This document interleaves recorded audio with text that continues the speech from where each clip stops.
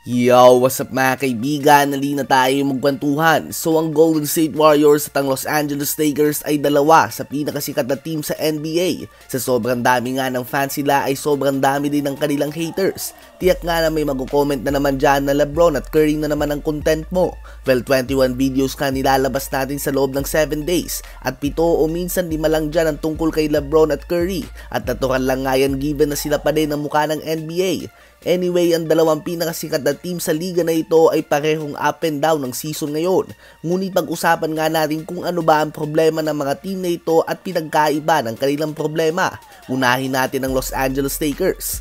Ang team na ito, ang pinaka-main problem nga nila ay ang chemistry and rotations. Pabago-bago nga ang kanilang starting lineup. Pabago-bago din ang rotation nila. At masasabi natin na chemistry ang problema nila dahil hindi nga sila nagkukulang sa talent mga kaibigan.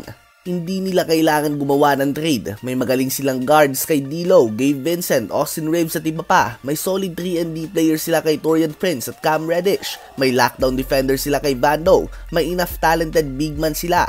May Rui Hachimura sila na easily a 6-man player of the year candidate kung talent lang ang pag-uusapan. At higit sa lahat ay may all-star duo sila kay LeBron James at Anthony Davis. Lahat nga ng player na ito ay mabibigyan ng minuto sa ibang team. Ganun pa man sa Lakers nga ay minsan wala ng minuto si Christian Wood at bigla itong ipapasok. Walang rhythm, kapag nagkalat sila ay masisisi. So minsan nga ay masyadong talented ang lineup nila. To the point na yung mga player na sanay na maglaro ng madaming minuto ay kakaunting minuto na lang ang nakukuha kaya naman nagkakalat sila dahil wala nga silang rhythm.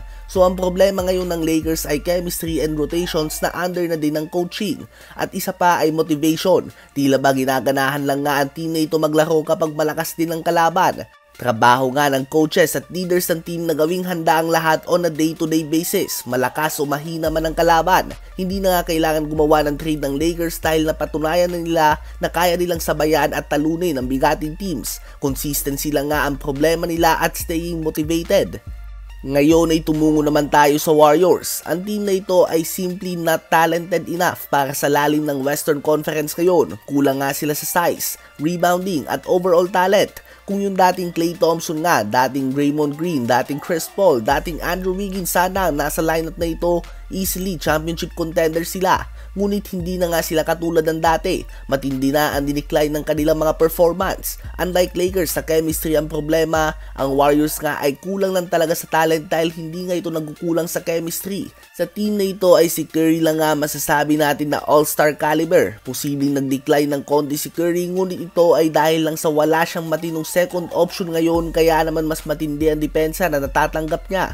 Nasa Warriors pa din nga ang core lineup ng kanilang last championship. Andyan pa din nga si Draymond, Steph, Klay, Wiggins at Looney.